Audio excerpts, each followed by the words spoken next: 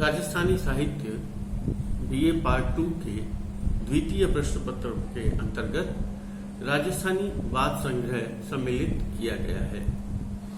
आज हम राजस्थानी वाद संग्रह की एक महत्वपूर्ण बात अक्कलरी वाद के संबंध में चर्चा कर रहे हैं। राजस्थानी बातों की एक विशेषता है कि यहाँ एक बात के अंतर्गत कई बातें समाहित होती हैं। अर्थात एक बात आती है, जैसे एक कहानी आई और उस कहानी में कई अंतर्निहित कहानियां उसी से संबंधित होती हैं, जिनका कथाक्रम बिल्कुल अलग होता है। बाद में वह आकर मुख्य कथा से जुड़ती है। यहाँ भी इसी प्रकार से अक्कलरी बात मुख्य बात है और इसमें 3 अन्य बातों को जोड़ा गया है। अक्कलरी बात एक ऐसी बात है जिसमें सामान्य जन के ज्ञान की बात कही गई है, बुद्धिमत्ता की बात कही है और वाक चातुर्य की बात कही है। किस प्रकार जब कोई घटना घटित होती है उसका किस प्रकार सामना किया जाए और बुद्धिमत्ता से उससे यदि निपटा जाए तो जीवन में कई आने वाली समस्याओं से हम पार पा सकते हैं। और यहाँ वार्ताकार ये कहना चाहता है कि किस प्रकार व्यक्ति अपने अनुभव के आधार पर ज्ञान का प्रदर्शन करता है और वह बुद्धि का परिचय देता है। सामान्य जन के यह बात वश की नहीं, लेकिन जो बुद्धि जन है, जो गुणी जन है, उनके संबंध में यह बात बहुत प्रचलित रही है। अक्कलरी बात। अभयपुर नाम का एक नगर है जहां राजा अरिमर्दन राज्य करता है। बहुत ही दातार, शूरवीर और उच्च चरित्रवान है। उसके विजयपाल नाम का एक प्रधान है और उसके 4 पुत्र हैं, जिनका नाम है सतबुद्धि, सहस्रबुद्धि, लाख बुद्धि और चौथा है करोड़ बुद्धि। महापंडित चतुर है, चारों ही, और सभी कलाओं में प्रवीण है। जब युवावस्था में आते हैं तब उनका अच्छी जगह विवाह कर दिया जाता है और वे अपने जीवन का आनंद लेते हैं। एक दिन संयोग की बात है, वे चारों ही बैठे हुए चौपड़ खेल रहे हैं। तभी वहां एक कवि आता है और उसने इन चारों को देखकर उन्हें विरदाव दिया, आशीर्वाद दिया और कहा, जोड़ी बनी चारू तनी कर मेली करता, ए जोड़ी चिरंजी रहो इम भाग्य नरनार। अर्थात ये चारों भाइयों की जोड़ी बहुत अच्छी है, भगवान ने इनको बनाकर भेजा है और ये चिरंजीव रहे। इस प्रकार उन्होंने आशीर्वाद दिया। लेकिन क्या होता है, वो अपने खेल में इतने मस्त होते हैं कि वो उस चारण के आशीर्वाद की तरफ ध्यान नहीं देते और न ही उसका कोई जवाब भी देते हैं, न पुरस्कार देते हैं। एक तरह से उसका तिरस्कार कर देते हैं। चारण इस बात से क्रोधित होता है कवि, और वह कहता है, बाप कमाई भोगवे एतो करे गुमान, मां सम लिख में भोगवे रंग पतंगो जान। अर्थात इनका खुद का कुछ भी नहीं है, यह अपने पिता की कमाई का उपभोग कर रहे हैं और लक्ष्मी जो है इनके पास है, लेकिन ये किसी को भी देना नहीं चाहते हैं। वह कवि तो यह बात कहकर चला गया, लेकिन जो सौबुद्धि था, जो सबसे बड़ा था, उसने अपने भाइयों को कहा कि देखिए कवि कितनी अच्छी और सही बात कहकर चला गया। अपन वास्तव में अपने पिता की कमाई खा रहे हैं और अपने अभी तक अपनी बुद्धि पर की परीक्षा नहीं की और अपन इस तरह घर में बैठे रहे तो कूप मंडूक हो जाएंगे और हमें अपने ज्ञान की, कुशलता की, बुद्धि की परीक्षा नहीं हो पाएगी जो हमें करनी चाहिए। और इस संबंध में एक दोहा भी कहता है, चंगो मारू घर रया 3 अवगुण थाए, कपड़ा फाटे ऋण बधे विद्या विसर जाए। कि कपड़े फट जाते हैं और विद्या भी भूल जाते हैं। तरह कूड़ बुद्धि कहे वह करोड़ बुद्धि कहता है। यह बात तो बिल्कुल सही है। अब हमें परदेश चलना चाहिए। परदेश जाने पर ही हमारे कर्म की परीक्षा सही होगी। और इस प्रकार कहते उनको चतुराई आ जाती। और एक दिन वे चारों ही लोग बात करते करते सवेरे उठे और अपने घर से पैसा वैसा लेकर अपने माँ बाप के घर से सबसे छुप कर चले गए। जाते जाते एक रास्ते में एक शहर आया और उस शहर में चारों ही जने उस दरबार में गए, राजा के पास गए और राजा से प्रणाम किया। और उन्होंने पूछा कहाँ से आए? तब उन्होंने कहा और आगे कहाँ जाओगे? तब उन्होंने कहा पाटन से आए हैं और आगे अपने रोजगार के लिए जा रहे हैं।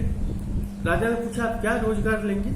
तब उन्होंने कहा कि महाराज सलामत, हम तो एक एक जना 1-1 लाख रुपया लेंगे एक साल के, और इस प्रकार हम 4 लाख रुपए लेंगे।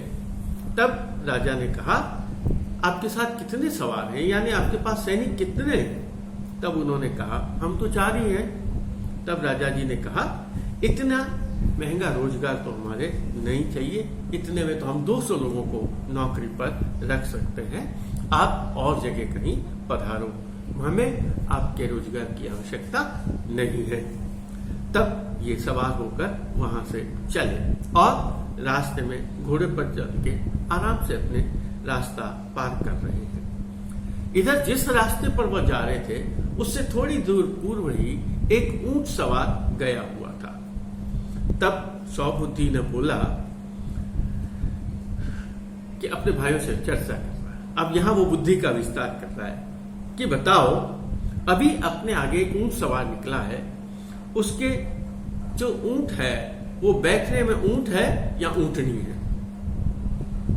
तब हजार बुद्धि जो उनका छोटा भाई था उसने कहा आप बड़े हैं, आप इस बात की परीक्षा करो। तब वह कहता है कि सौबुद्धि कहता है उसके बैठने के लिए सांड है अर्थात ऊंटनी है। तब हजार बुद्धि बोलता है बात सच, आप जो कह रहे हैं बिल्कुल सच्ची है, वह ऊंटनी है। और आगे उसकी बात को विस्तार करता कहता है कि वह ऊंटनी है और ऊंटनी भी एक डाबी आंख से यानी लेफ्ट आई से उसका काणी है। तरह लाख बुद्धि कहे भावा जी ये दोनों बात सच्ची। तीसरा भाई बोलता है लेकिन मैं अपने अक्ल से ये जानता हूं, मेरी बुद्धि के अनुसार यह मुझे ज्ञान हो रहा है कि इस सांड के ऊपर पति पत्नी बैठे हुए हैं। तब करोड़ बुद्धि जो सबसे छोटा भाई होता है चारों भाइयों में, वह यह कहता है कि आपकी भी बात बिल्कुल सही है, लेकिन मैं अपने ज्ञान से अनुभव के आधार पर यह कहता हूं कि जो औरत है वह गर्भवती है। तब सौबुद्धि कहता है अब अपन ने अपने मन से विचार कर लिया, विस्तार पा लिया, लेकिन अब जब तक हम उस सांड के पास नहीं जाएंगे, उसके पास नहीं जाएंगे, तब हम जो ये चर्चा कर रहे हैं, जो बात कर रहे हैं, ये सही है या गलत, इसकी परीक्षा कैसे होगी। और उसने कहा वास्तव में आंखों देख जब बात होती है वही सच्ची होती। और इस प्रकार चारों ही जने उस ऊंट सवार के पीछे अपने घोड़ों को दौड़ाते हुए गए और आगे 1-2 कोस जाने के बाद उन्हें वह ऊंट सवार दिखाई दे गया। और इधर वह जो ऊंट सवार होता है वह जब पीछे घोड़ों के आने की आवाज को सुनता है तब वह पीछे मुड़कर देखता है। तब उसे प्रतीत होता है कि कहीं ये चारों घुड़सवार मेरे को लूटने के लिए तो नहीं आ रहे। और उसने कहा अरे आपके मैं हाथ आने वाला नहीं हूं। और वह इस तरह कहकर उसने अपनी ऊंटनी को बहुत तेज दौड़ा दिया और आगे एक शहर आया और उस शहर में डरते हुए प्रवेश कर गया। वहां जाकर उसने जो वहां का शासक था, राजा था, उस राजा को कहा कि महाराज सलामत, हमारे पीछे 4 घुड़सवार आ रहे हैं और मुझे पता नहीं वह चोर हैं या ठग हैं या डाकू हैं या क्या है, और इनके डर से मैं आपके शहर में आ गया हूं। तो महाराज ने सुना और उन्हें कहा कि आप जल्दी जाओ और पता लगाओ वो चारों घुड़सवार कौन हैं। तब वह कोतवाल अपने 100-200 सैनिकों के साथ वहां गांव के बाहर जाता है, जहां वह देखता है कि गांव के बाहर तालाब की पाल पर वो चारों ही भाई बैठे हुए चौपड़ खेल रहे हैं।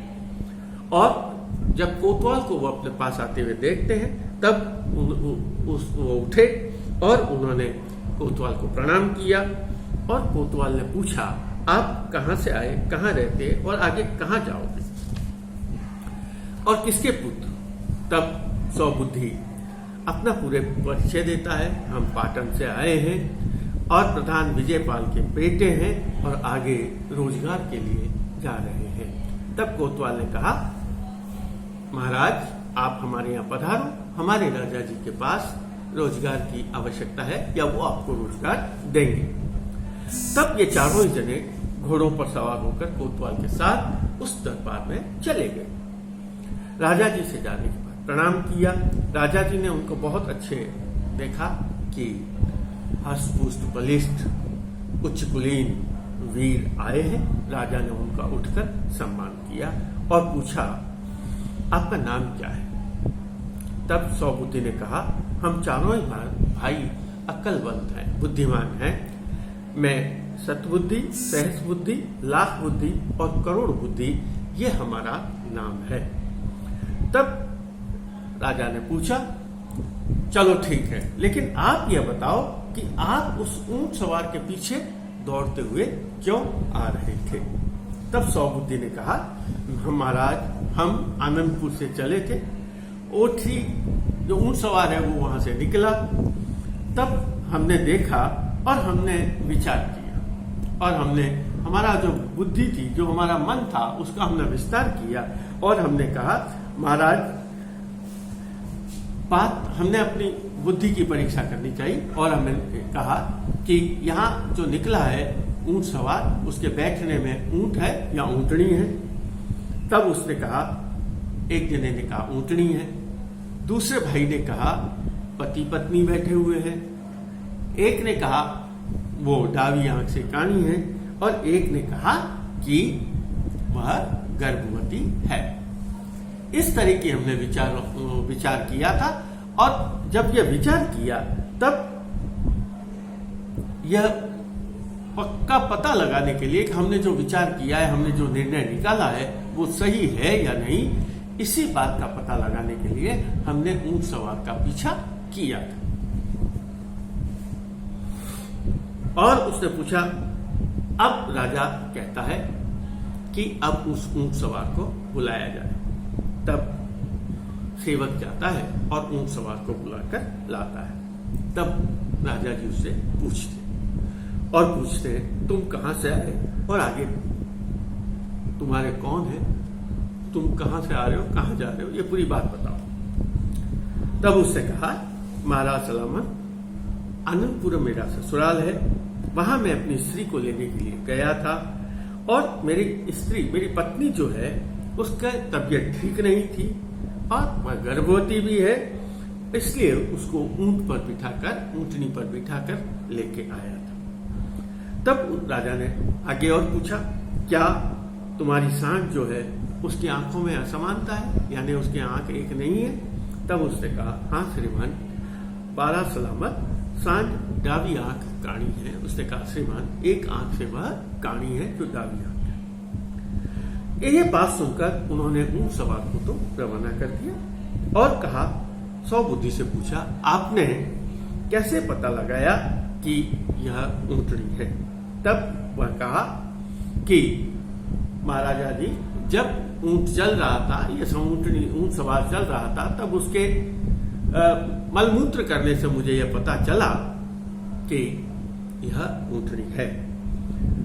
अब उसने कहा, दूसरे से पूछा, हजार बुद्धि से पूछा, तुमने डावी आंख कैसे जानी। तब उसने कहा, महाराज जब सांड निकली तब उसने जेवनी साइड के सीधे हाथ में जो था वहीं के घास पत्ते खाए थे और दूसरी तरफ डावी आंख की तरफ उसने घास पत्ते नहीं खाए थे और इसलिए मुझे जाना पता लगा कि डाबी आंख की तरफ तो एक पत्ता भी नहीं टूटा। तब ऐसा लगा कि यह जो ऊंटनी है वो डाबी आंख से काली है।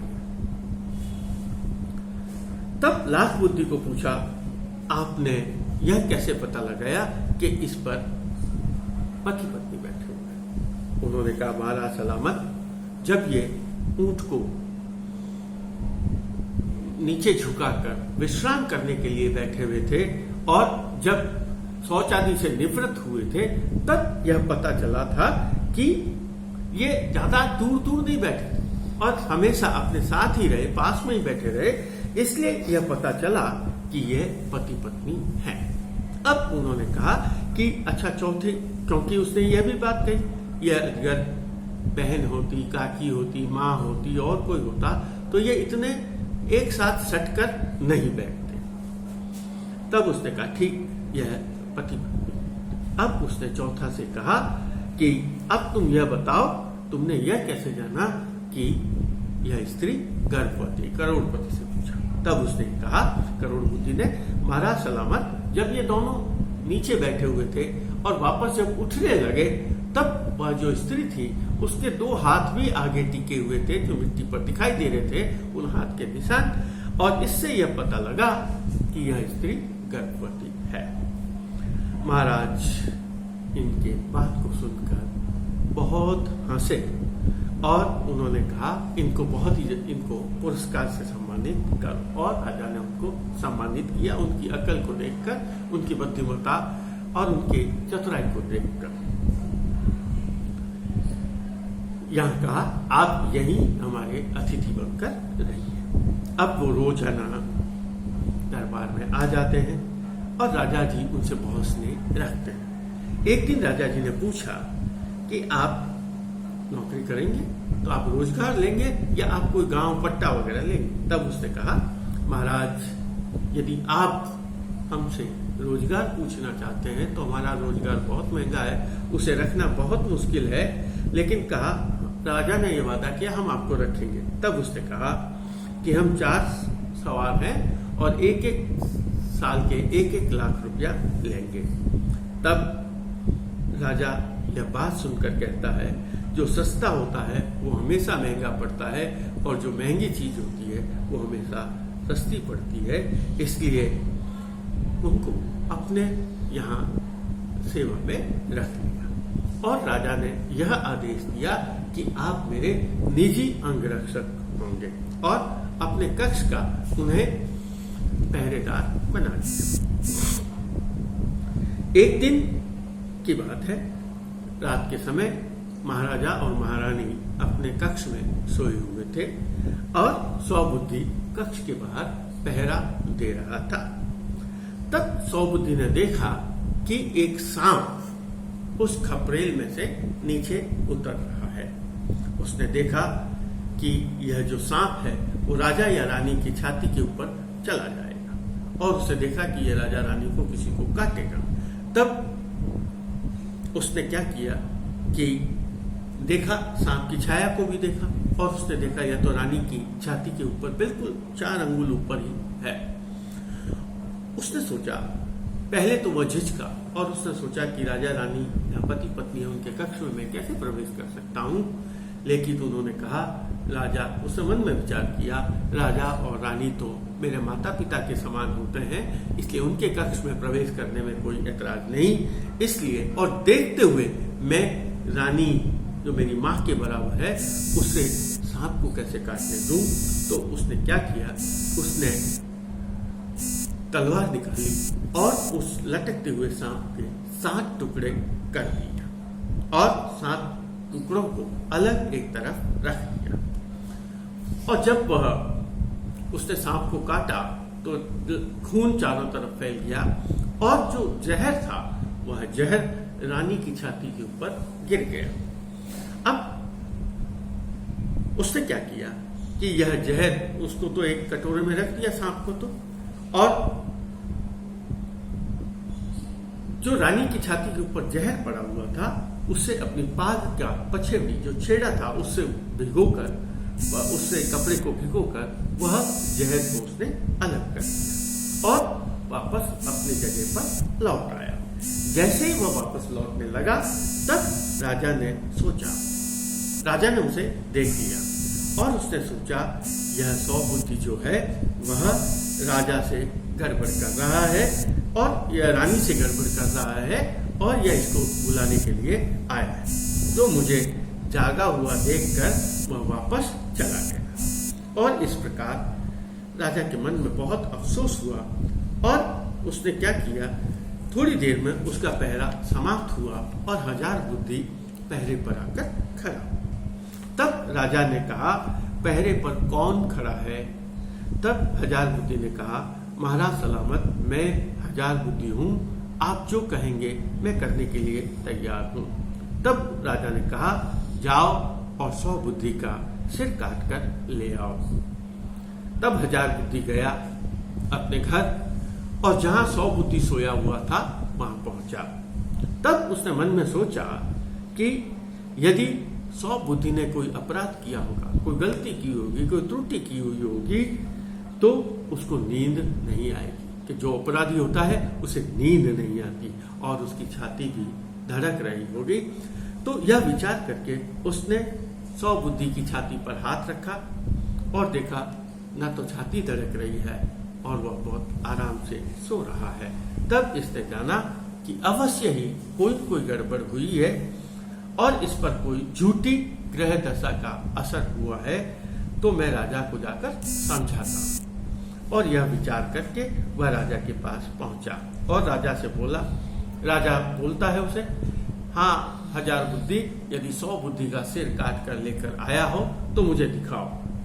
तब 1000 बुद्धि बोलता है, महाराज सलामत, यह तो नींद में सो रहा था, और मैं सोते हुए आदमी पर तलवार का प्रहार नहीं करता। सवेरे जब वह जागेगा तब उसको चुनौती देकर तलवार से उसका सिर काटूंगा और आपके सामने लाकर प्रस्तुत करूंगा। तब राजा ने जाना यह भाई है चारों ही और ये मारने वाले नहीं, भाई अपने भाई को नहीं मारेगा। तब 1000 बुद्धि कहता है, महाराज मैं आपको एक कहानी कहता हूँ, आप उस कहानी को सुनिए। तब राजा कहता है, ठीक कहो। इस प्रकार ये कहानी का प्रारंभ हुआ और यहाँ से एक मुख्य कहानी के साथ एक कहानी जुड़ती है जो हम कल देखेंगे। धन्यवाद।